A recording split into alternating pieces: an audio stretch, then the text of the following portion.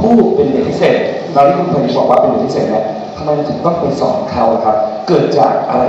ที่ทำให้เราคิดโปรเจกต์นี้ขึ้นมาครับครับ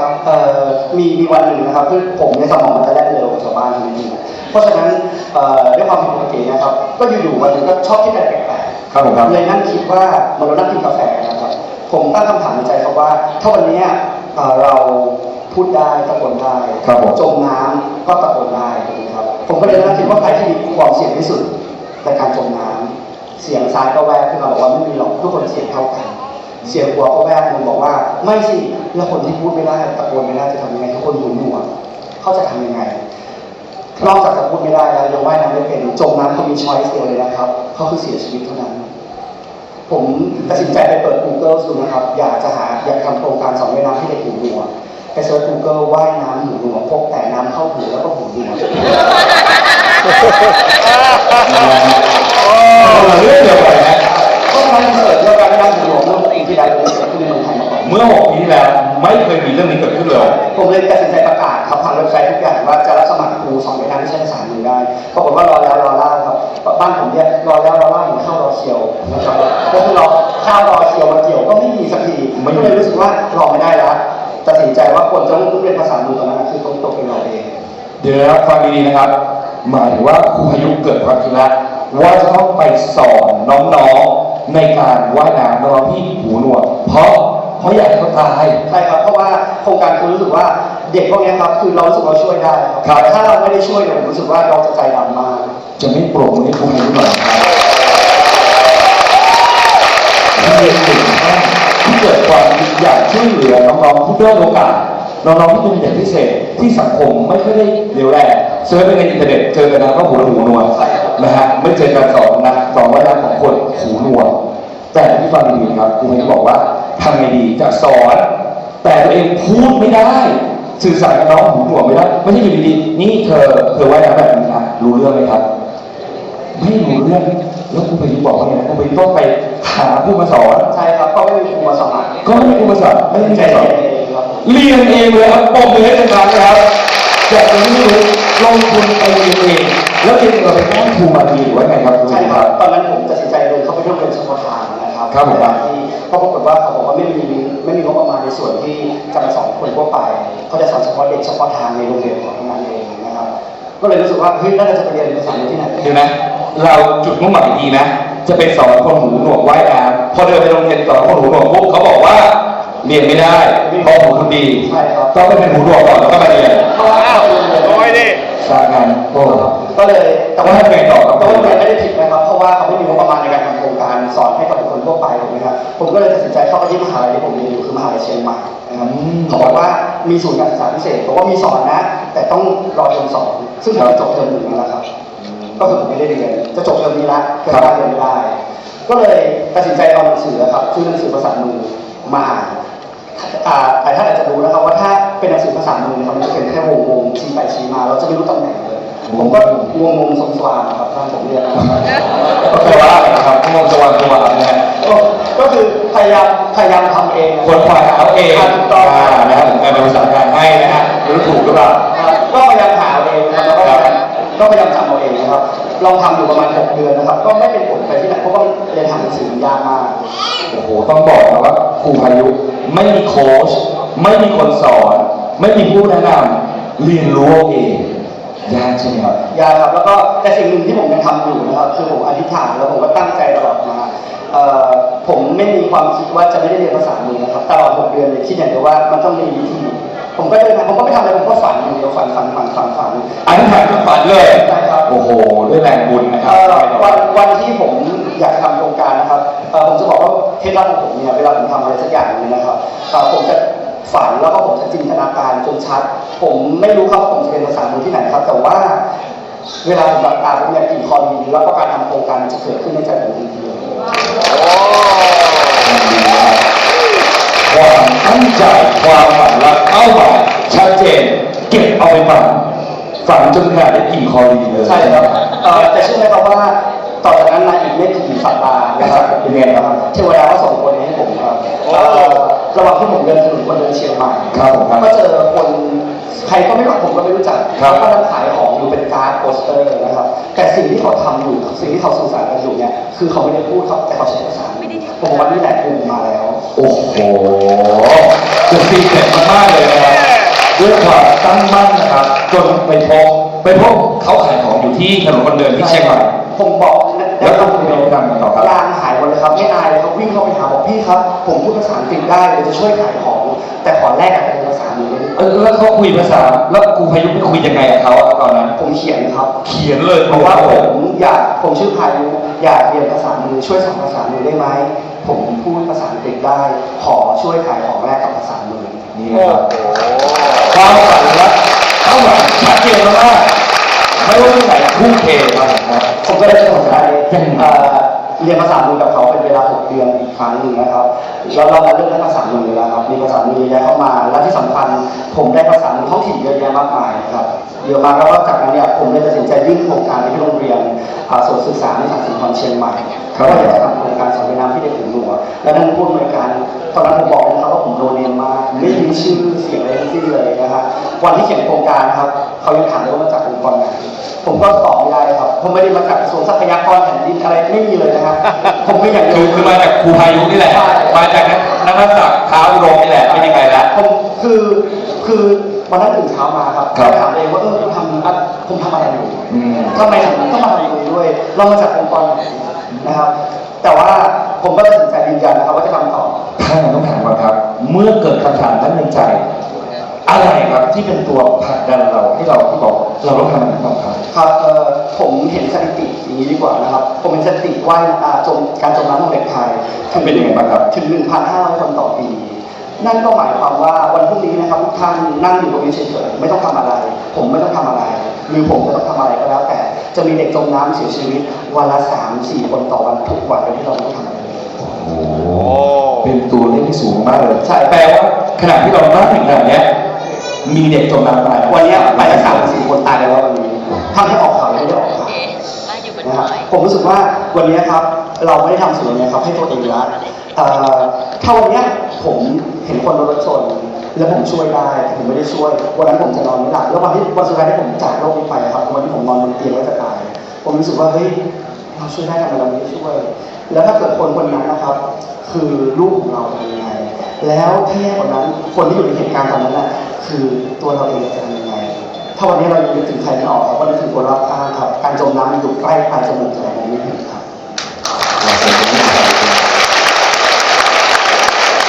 จากแรงผลักดันการอยากช่วยเหลือทุกคนนะครับรวมถึงทุกคนที่สังคมพูดได้เลยว่าถูกลืมไปแล้วนะครับผมและหลังจากที่ครูพายุเนี่ยได้เขียนโปรเจกต์ไปที่โรงเรียนเกิดอะไรขึ้นบ้างครับ ครับโรงเรียนก็ตัดสินใจอนุมัติโครงการทันทีครับคำถามที่สองคือผมจะเอาตังค์มาทำโครงการ ไม่ต้องใช้ตังค์ด้วยครับ เพราะว่าผมต้องซื้อชุดว่ายน้ำจ่ายค่าโรงสัตว์ทุกสิ่งทุกอย่างครับ โอ้ เพราะผมบอกโรงเรียนว่าโรงเรียนไม่ต้องใช้อะไรเลย ผมจะจัดการหามาให้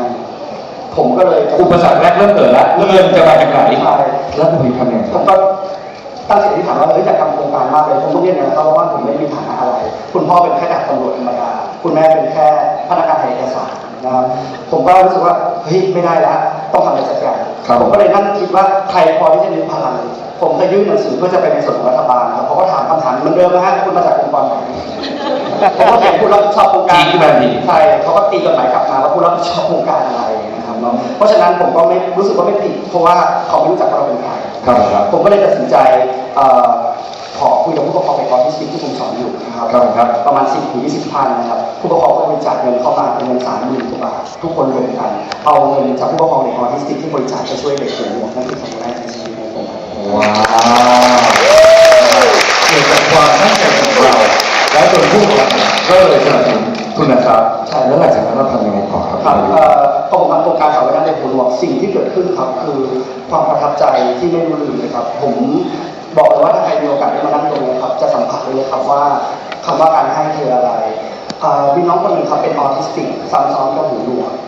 ใครจะทราบว่าออทิสติกเนี่ยเขาจะทำอะไรซ้ำๆในหนึ่งวันถูกไหมครับเขาทำอะไรซ้ำๆเหมือนเดิมถ้าดูพัดลมก็ดูพัดลมเหมือนเดิมนิ้วหมุนก็หมุนเหมือนเดิมเนี่ยทุกวันเพราะฉะนั้นสิ่งหนึ่งครับที่ผมเดินเข้ามาในโรงเรียนมีครั้งหนึ่งเพื่อนผมบอกว่าให้เลิกโครงการนี้ไม่ต้องทำแล้วเพราะไม่ได้ประโยชน์อะไรทำไมไม่ไปทำงานทำไมไม่ไปหาเงินบ้านไม่ได้มีฐานะ เดี๋ยวนะแต่ว่าไอเรากำลังทำบุญอยู่ให้อยากช่วยเหลือคนกองเชียร์บรณะเพื่อนตัวดีของเราก็มาทันที ใช่ครับ เองจะทำทำไม ถ้าเองจะทำไปทำไมอันนี้คือ ตังค์ก็ไม่มี ใช่ทำไมไม่ไปทำงาน เงินก็ไม่ได้ ก็ โอ้โหนะฮะแล้วครูพายุทำยังไงนะหลังจากเพื่อนกองเชียร์บรณะช่วยเป็นเชียร์ให้เราเลิกทำ ต้องมองปัญหาแรกไปก่อน ปัญหาที่สองมาอีกครับ ผมเนี่ยอยากฝึกภาษามือมาก ก็จะพาเด็กหูหนวกกันนะครับที่จบแล้วที่เป็นเพื่อนๆที่ฝึกคนเดินนะครับ ไปเที่ยวตรงถนนคนเดินอะไรอย่างเงี้ยครับ จนมีคนกลุ่มหนึ่งครับเริ่มนินทาผมนะครับ ว่าเราพาลูกพาเด็กหูหนวกไปขายตัวนะ เฮ้ย เป็นอย่างนั้นเลย อะไรครับผมแรงมากเลยครับผมไม่รู้ได้เหตุผลอะไรนะมีเรื่องอย่างเงี้ยครับเกิดขึ้นมากระทบกระเทือนจิตใจค่อนข้างหนักมากคือการพาคนที่การไปขายตัวมันคือสิ่งที่เลวร้ายที่สุดนะครับในชีวิตของผมเกือบจะร้องไห้ครับผมก็คือเข่าสุดเลยแก้วหลุดออกจากมือว่าทำไมเหตุการณ์นี้เกิดขึ้นได้ครับตอนนั้นร้องไห้จริงๆเลย ทั้งที่ตัวเราเองเราตั้งใจว่าอยากจะช่วยเหลือคน ใช่ครับ อยากจะเรียนรู้อยากจะขวนขวายไม่มีใครสนับสนุนเราแต่สุดท้ายกลับโดนสังคมประณามว่า ระวังพาเด็กพิการไปขายบริการเพราะว่าที่เมื่อก่อนที่เชียงใหม่เขาจะดังที่ท่าแพครับเรื่องแบบนี้นะครับผมก็โดนเรื่องนี้มา ซึ่งผมก็รู้สึกว่าเฮ้ยจริงเหรอทำไมเราถึงต้องโดนขนาดนี้ด้วยงั้นเราหยุดไหมอ่ะทำไมเราต้องทำต่อพอเราได้หรือเปล่าเพราะว่าเราก็รู้มีพ่อมีแม่นะครับพ่อแม่เราก็รักก็ไม่เคยมีใครว่าเราเนี่ยครับทำไมเราอยากทำความดีทำไมมันถึงยากจังเลยนาทีนั้นรู้สึกอย่างเดียวคือต้องหยุดแล้วพอแล้วนะไม่เอาแล้ว เจอปัญหาสองเรื่องหนัก ท้ายที่สุดวันที่ผมไปเที่ยวโรงเรียนโสตศึกษาวันนั้นท้อมากครับก็มีน้องออทิสติกซ้ำซ้อนกับหนูเหมือนกันนะครับวิ่งเข้ามาครับแล้วก็มากอดที่ขาแล้วก็บอกว่าครูพายุเขาใช้ภาษาเมืองครับหนูอยากเรียนว่ายน้ำไปว่ายน้ำที่ไหนไปกี่โมงเด็กออทิสติกคนนั้นคิดอยู่อย่างเดียวตลอดวันคือเขาอยากจะไปว่ายน้ำครับ ๆนี่คือแรงผลักดันที่ทำให้ครูพายุลุกขึ้นมายืนสู้หน่อย ผมเลยรู้สึกว่าถ้าวันนี้เราเลิกจบนะครับ ก็ไม่เป็นไรแล้วก็ไปทำอย่างอื่นชีวิตเราอาจจะดีขึ้นก็ได้ แต่เชื่อไหมครับว่าวันนี้สิ่งที่เราทำอยู่ครับเราไม่ได้ทำเพื่อตัวเราเองแต่เราทำเพื่อคนรอบข้างแล้วเราจะใจดำมากครับถ้าเราช่วยได้เราไม่ได้ช่วยผมก็ยังยืนยันคำเดิมครับ หลังจากยอมรับขอเสียงปรบมือดังๆไปแล้วครับหลังจากประสบปัญหาสองเรื่องใหญ่ๆแล้วอยู่ดีวันหนึ่งมีน้องที่เราอยากจะช่วยเขาเดินเข้ามาคุยกับเรา แล้วบอกว่าช่วยความตั้งใจอยากไปเรียนกับเรา ใช่ครับ ทำให้เราพลิกความคิดเลย ใช่ครับผมนะฮะนั่นก็คือสิ่งผมตัดสินใจกลับลุกขึ้นมาใหม่นะครับแล้วก็ยังยืนยันที่จะทำโครงการนี้ต่อไปนะครับแล้วก็ที่สำคัญผมก็ยังดำเนินโครงการสอนนำให้เด็กหูหนวกต่อมาและที่สำคัญเนี่ยตอนนี้ผมมีขยายไปถึงต่างจังหวัดเลยครับ ครับแล้วครูสุดยอดมากเลยครับมีการขยายออกที่ต่างจังหวัดด้วยคุณครูชัยยุทธเริ่มโปรเจกต์นี้มาทั้งหมดกี่ปี ปีนี้ปีที่ 6 แล้วครับรวมทั้งออทิสติกและก็เป็นหูผมต่อสู้เพื่อคนพิการครั้งแรกเนี่ยคือตอนที่อยู่ปี 4 นะครับในปี 4 ก็เริ่มตัดสินใจลุกขึ้นมาบอกว่าเด็กพิการต้องได้เรียนเด็กพิการไม่ได้เท่ากัน ผมไม่อยากให้ใครแบ่งแยกครับว่าเด็กปกติได้เรียนหนังสือและเด็กพิการมีความต้องการพิเศษขาดfacility ขาดสิ่งอำนวยความสะดวกและไม่ได้เรียนผมรู้สึกว่าเราเป็นคนไทยเหมือนกันนะครับ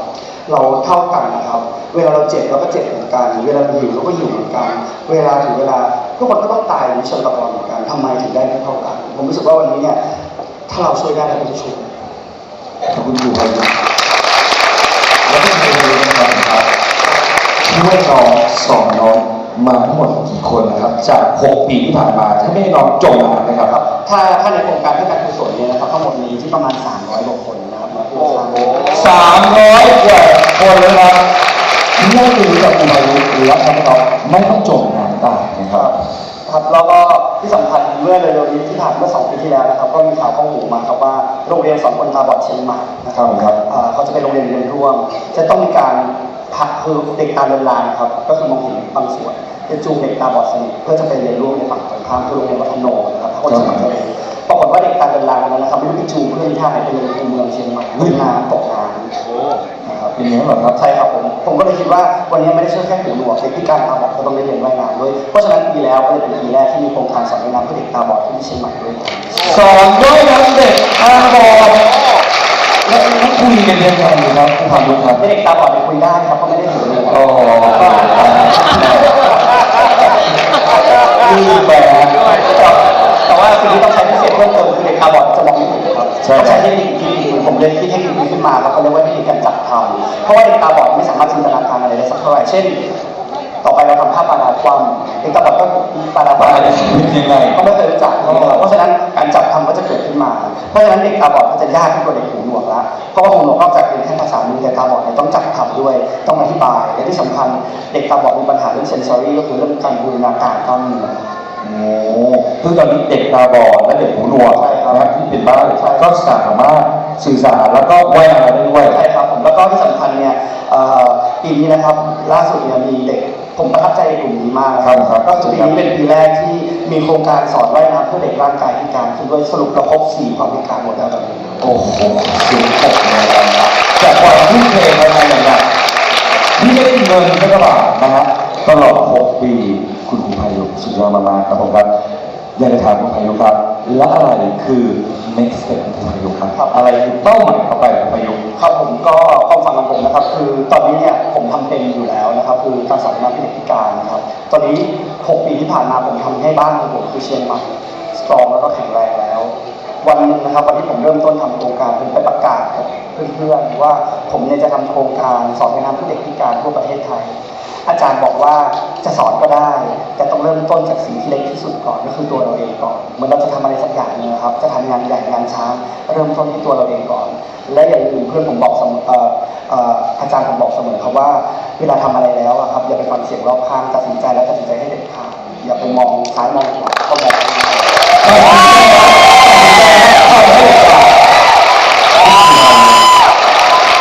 ก็นั่นก็คือครั้งแรกนะครับตัดสินใจเด็ดขาดนะครับแล้วก็ไม่เคยตั้งแต่นั้นก็ไม่เคยกลับไปมองซ้ายมองขวาไม่ว่าจะมีเสียงรบเสียงกาอะไรก็มองข้างหน้าอย่างเดียวนะครับก็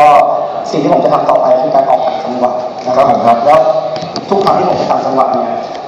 คุณครูในทีมมักจะยกมือเสมอนะครับว่าจะขอติดตามไปช่วยสอนหรือเปล่าผมบอกว่าห้ามไป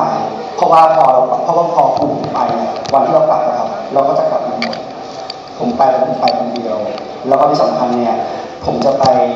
สอนครูที่อยู่ในท้องถิ่นนะครับแล้วก็ไปสอนครูที่จะสอนเด็กพิการนั่นก็หมายความว่าวันหนึงถ้าครูพายุเดินออกถนนไปแล้วโดนรถชนเป็นอะไรขึ้นมาโครงการต่างจังหวัดก็จะเกิดขึ้นได้เพราะว่าครูสอนเวลาเพื่อเด็กพิการไม่ได้มีเพียงแค่คนเดียวแล้วจะมีครู ใครสอนก็ต้องทำที่เป็นที่เหลือก็ทำที่เป็นและเขาไม่สามารถทำได้เลยนะ และที่สำคัญนะครับน้องปีนี้นะครับ ผมก็ไปทำที่จังหวัดขอนแก่นไปเรียบร้อยแล้วครับ จากเชียงใหม่ก็อยากให้ขอนแก่นนะครับเรียบร้อย ครับผมแล้วในต่างจังหวัดก็อาจจะต้องเป็นทยอยทำทุกๆปีนะครับน้องเพราะนี่คือเป้าหมายของปีข้างหน้าก็วางแผน อยากจะมีสักกี่จังหวัดครับผมครับ ผมไม่ตอบครับว่ามีกี่จังหวัดผมบอกว่าผมจะทำให้ดีที่สุดแล้วกันนะครับผมจะบอกผมจะไม่มีแรงทำด้วยครับ ครูพายุครับสุดท้ายนี้อยากให้ครูพายุฝากอะไรสักเล็กน้อยกับพี่น้องชาวอาเซียนของเราด้วยครับ ได้ครับก็ผมอยากจะฝากอันนี้เป็นภาษามือประจำใจภาษามือประจำใจนะครับเนาะก็คือภาษามือประจำใจเนี่ยคำนี้ทุกคนก็รู้จักกันนะครับคือคำนี้เดี๋ยวทุกคนลองชูขึ้นมา ขอไปทั้งสวรรค์เลยครับ I love you นะครับ I love you ใช่ไหมฉันรักคุณนะ ใช่ ค ครับ รับจริงมันมีที่มานะครับใครทราบบ้างไหมครับภาษามือเนี่ยมันจะมี A ถึง Z เลยนะครับอันนี้คำว่า I love you เนี่ยมาจากตัวนี้ครับคือตัว I ชูนิ้วก้อยขึ้นมาครับ โอ้ตัวนี้คือตัว I ตัว I นะครับแล้วตัว L คือตัวนี้ครับ L นะฮะ อันนี้คือตัว Y ครับผม ตัว Y ตัว Y เอามารวมกันก็จะเป็น I love แล้วก็ you โอ้โห I love แล้วก็อยู่นะครับก็ I love you ครับแล้วเวลาที่ผมท้อๆนะครับผมก็จะใช้คำนี้ตลอดนะครับก็คือคำนี้ครับ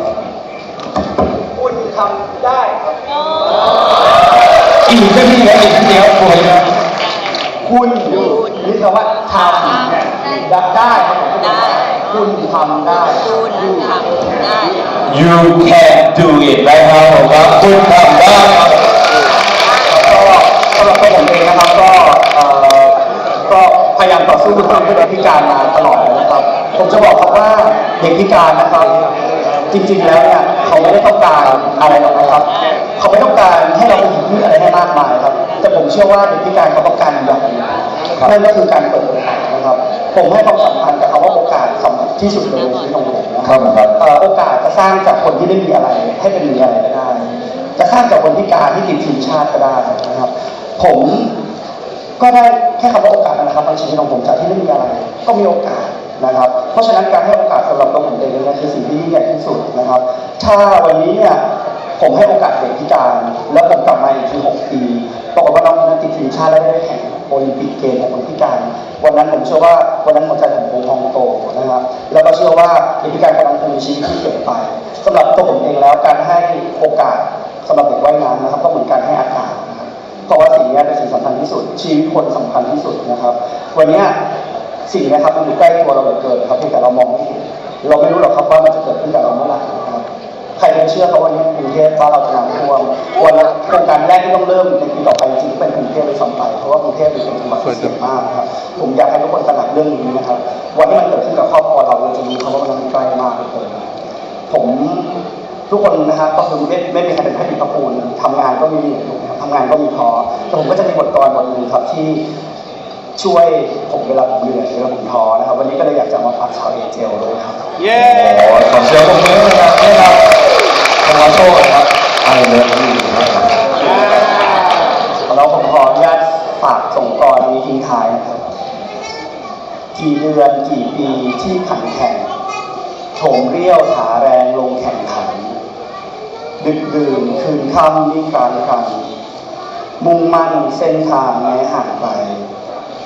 กี่หนผิดกี่ครั้งพลาดไม่อาจนับแต่ไม่เคยคิดดับความฝันใฝ่กี่ครั้งกี่คราที่ปราชัยกี่เจ็บกี่แผลใจนั้นเกินจำกี่ศึกกี่แสนสงครามสู้ล้มลุกยังอยู่เสถลังกี่ทศกี่ท้อยังทนทำกี่คนกี่คำที่ซ้ำเติมกี่ครั้งกี่คราที่พลาดหวังแต่ไม่เคยคิดหยุดยั้งดังแรกเริ่มยิ่งแกร่งยิ่งกล้ายิ่งกว่าเดิมยิ่งเพิ่มยิ่งพุ่งมุ่งชิงชัยเพลียงพล้ำแพ้พ่ายในวันนี้จงอย่าหนียืนอยู่แล้วสู้ใหม่ความสำเร็จมีอยู่แน่รู้แก่ใจถ้าหากไม่พ่ายแพ้แก่ใจตนขอบคุณครับ